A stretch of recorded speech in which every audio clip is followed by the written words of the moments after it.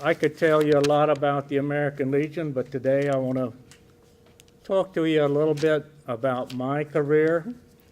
I spent 8 years on active duty in the United States Navy, and I spent another 27 years as a civilian, working at the headquarters of the Department of the Navy here in Washington, D.C.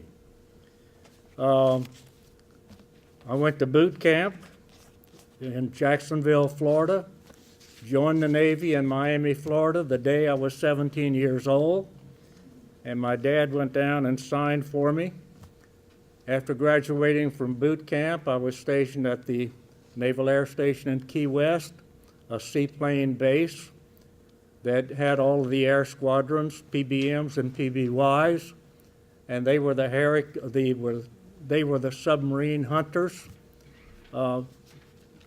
hitting a lot of submarines up off the Atlantic coast. And after that, I went to the Mine Countermeasures Warfare School at Little Creek, Virginia. And upon graduating, I received orders. I was on the USS Pilot, one of the very newest metal minesweepers, USS Pilot AM 104. And I was ordered back to Washington, D.C. Didn't know why I was coming back to Washington, but after going through about 6 weeks of intensive security checks, I ended up on President Roosevelt's yacht. And that was the USS Potomac AG-25. That was a converted Coast Guard cutter with an after stack that had an elevator in it because President Roosevelt could not walk, and he used the elevator to come out on the fantail and fish when we went down the Potomac. We'd anchor around Quantico, usually for a weekend. President Roosevelt had a crew on that yacht of 38 people. I happened to be a chief petty officer by that time, and it was about 3 years, I guess, 2 years after I was in the Navy, as a department head with responsibility for the supply department. My first big job was to buy all of the supplies that the president needed for the Yalta trip. And one of the things that he ordered was Bombay duck. I had no idea. Here I am, just turned 18 years old, and I said, what in the world is Bombay duck? So I went down on the waterfront in Washington, D.C., and I asked most of the vendors. Most of them had not heard of it. I finally found one that said, oh yeah, that's smoked eel. And I said, I need 5 pounds. And he said, we don't have any. I said, I need it in a hurry. Can you get it? And he said, yes, we will. So we had the Bombay duck, and I went down to Newport News with the president's train, and he went to the Yalta trip on the USS Augusta, a cruiser. Well, when President Roosevelt passed away in April of 1945, the USS Potomac was configured only for a handicapped person, and President Truman decided that he needed a different yacht. So we then acquired the USS Williamsburg, AGC 369, was a communications ship up in the North Atlantic and was designed and built as a yacht for a private family, taken over in World War II. And I served on President Roosevelt's yacht, President Truman's yacht, almost 4 years.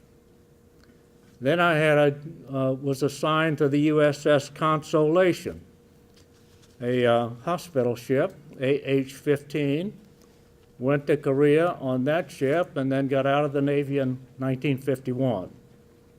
So I had 8 years active duty. I went to college in D.C. after that.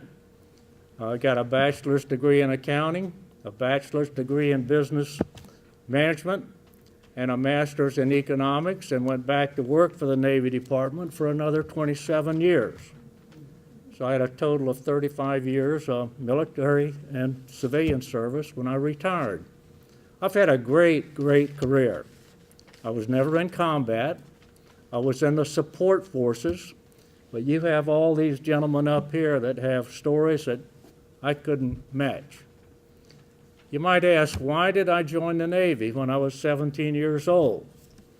Well, my oldest brother was drafted, assigned to the Army, and he spent his entire time in World War II in the Pacific.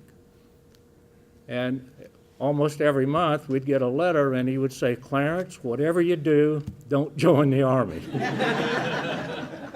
He didn't have very good duty, and so I finally convinced my dad to sign for me, and that's how I joined the Navy.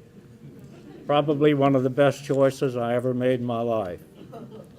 I worked for an admiral by the name of Gene Grinstead, who finally made vice admiral, and I was the deputy director for a program called the Automated Business Logistics Systems, and that's a worldwide program. We had 28 large computer sites located up and down the East Coast and the West Coast, and one in Hawaii. And I ended up with an admiral by the name of Becknell being an agricultural inspector for several months in the Hawaiian Islands, a place where Mike Duggan was born. And all the Japanese farmers were there. And that's the people that were raising all the products that the Navy was buying. And they were the ones that had come over, if you remember, on December 7th and just about wiped out Schofield Barracks and also all of the ships in Pearl Harbor. But the Navy recovered and we won the war. I've had a great, great career, and I wouldn't miss it for anything in the world.